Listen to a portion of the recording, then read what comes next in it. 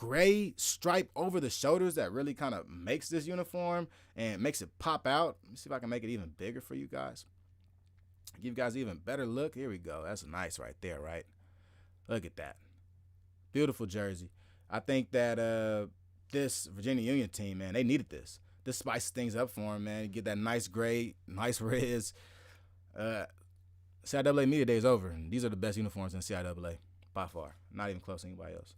All right, here's some other pictures of them. Damn, they look good, man. Wow. Look how it pops, man. I just can't wait to see that at a night game. Like, oh, my goodness. Beautiful jerseys. Great jerseys. This is good for the CIAA. If you want to get people, you want to gain new followers or anything in football, come out with some new jerseys. Bring some new equipment. And watch how many new fans you just gain just based off of the new drip that you acquire. Pretty dope. Super dope. Another thing that we're going to talk about, I guess we might as well get into it, man. The monkey in the room. The elephant in the room. I'm sorry. Elephant in the room. It's going to be Tennessee State. Tennessee State, there's an article that just came out that is talking about how Tennessee State would like to make a move from the OVC. Okay, the Ohio Valley Conference is no longer fulfilling their needs. A lot of teams that used to play and used to hang their hats on are out of here. You know, the Murray States, the Austin Peays, they're out of here. It says here in this article, TSU has been an OVC since 1988. Right? So this team has, honestly, this program, this school has ingratiated into the OVC. And now they're looking to, it seems like they're looking to leave. There's always been people kind of talking about it in the background. A lot of people from Tennessee State say that no, they don't want to leave, they want to stay. But what does a move actually mean for Tennessee State? What can Tennessee State bring to the SWAC, and why would the SWAC want to bring Tennessee State on board, right? Those are the main questions about this. So first, I would say from a SWAC perspective, this would be a bigger profit split for the SWAC, right? Each team right now, according to Dr. McClellan, is receiving around $1 million a year from the conference. Add another team would split that with another conference member, right? So the money would get smaller.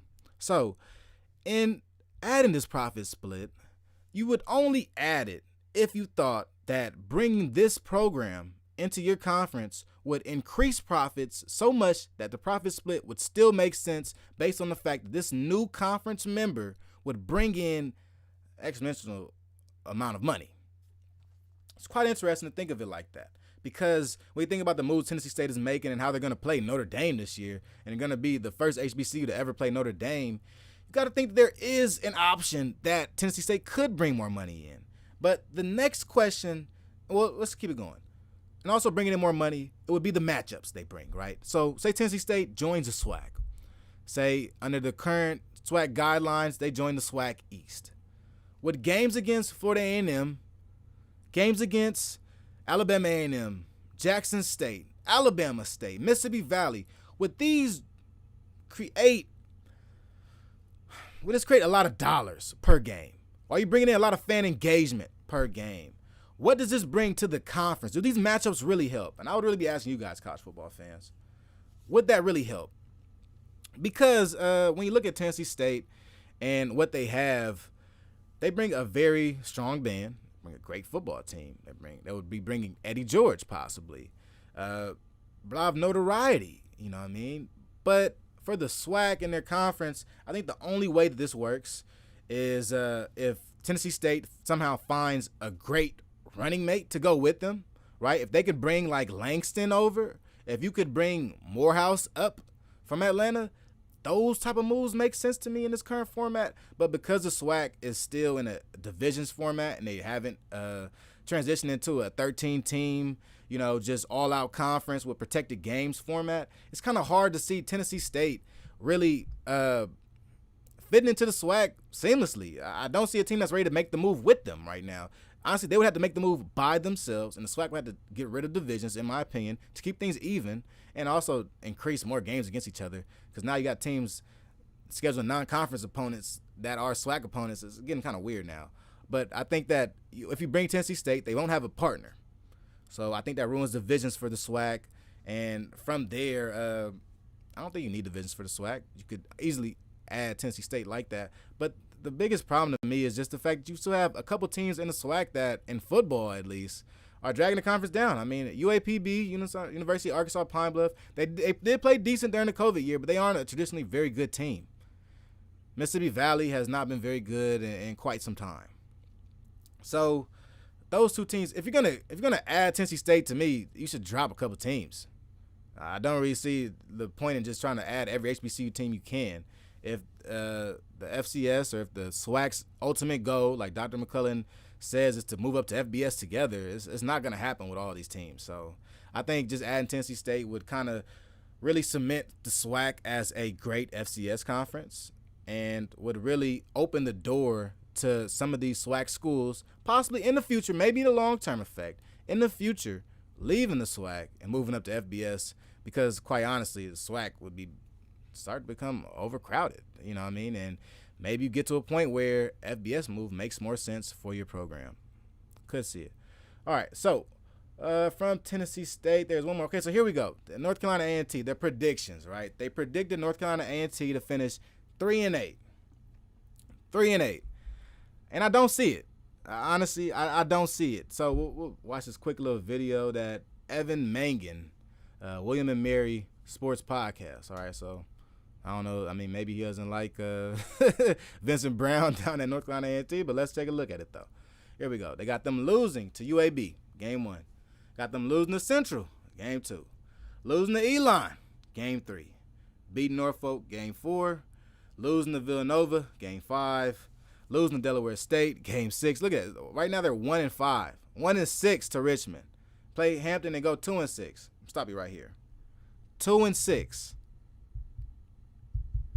I'm not sure how anybody will react to a 2-6 season, and I really don't think North Carolina A&T fans would take a 2-6 season very well. I don't agree with all this guy's predictions, but I'm just saying you got to be realistic about this also, because they do have a difficult schedule. So this could be a possibility. This could be a reality. I mean, ask Winston-Salem. They started off the season 0-5 last year. Like, these things can happen if you start off on the wrong foot. Towson, a dub. Yeah, I got a dub there too.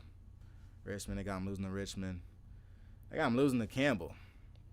The Campbell loss was one of the most interesting to me, because I really don't think they're losing to Campbell. But this has North Carolina A&T going 3-8 this year. Can't see it. Can't see it. I think they could beat Elon. Elon loses their quarterback, loses one of their top wide receivers. I think they can win that game. They play Campbell. I think they could beat Campbell. Campbell has lost a lot of those top 5-star recruits that Coach Mentor brought in about a year ago. He lost a couple of those guys, including a couple cornerbacks. You're returning quarterback. I think you lose your top D lineman last year, Brennan. I can't remember his last name. So they have some holes there, and they lost to A&T last year. What the hell make you think they're going to lose them this year? That's kind of weird. But then the North Carolina Central game, that is a 50-50 game to me. I think Central and A&T, what they both bring is going to be hard-hitting football. This A&T team, what they've recruited is some big offensive players, whether it be running backs, offensive linemen, quarterbacks, whatever. They have a lot of size. This North Carolina A&T defense hasn't really increased in size defensively, but they have, continued to do what they do defensively, which is bring exotic blitzes, bring guys in different places, and really make it hard for offenses to move the ball consistently because of the different pressures that are being applied to their team. So they could attack some holes in North Carolina A&T offense that they were missing from last year, right? One of the things, might be receivers. We haven't talked a great deal about North Carolina A&T receivers this year, so Central could take advantage. It'll be a push and pull game, but I have that as a 50-50 matchup because of that.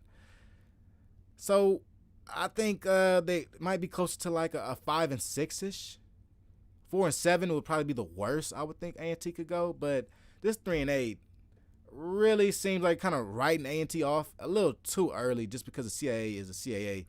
When in actuality, I don't think that the CAA is a lot of world beaters. Great in FCS. Can't take that away from them. But I don't think there are a lot of world beaters, and not a lot of guys are going to push deep into the playoffs. A couple teams, yeah. A couple teams, yeah. I believe it. Delaware just beat Navy last year. I can see that from a couple teams. But I don't think the CAA is just built of juggernauts. I don't. I think A&T will end up transitioning pretty well this year. And in the years coming, I think they might end up, quite honestly, running laps around the CAA. I don't know. I'm just not that high on them. I like the Big Sky, MVFC a little bit more in the CAA. So that has been my show this week, you guys. We went 45 minutes, super deep, super long. Pause. But a fun show nonetheless. Media days are upon us.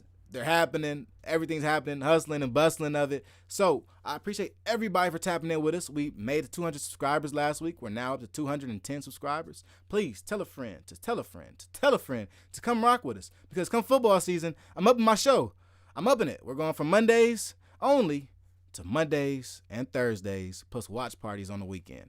I'll try to do a watch party every Thursday, all these Thursday night games. And on the weekends, I'm not going to make it to all these down south games. So I'll be in the studio doing a watch party. Well, I'll sit there and I'll talk to y'all about every play in the game. That's kind of the cool part about when I go to college football games or any football game. I want to talk every play, about the defensive coverage, about the receivers, about the quarterback's options, about what the coach was thinking, about what they called. I always want to talk about that stuff. So the watch party might be perfect. I can sit here and break down defenses during the game live, break down the offense, talk about different plays people are making, keep my notes, but of course, talk about HBCU football. So thanks again, everybody, for tapping in with me. This has been another week of HBCU Flicks.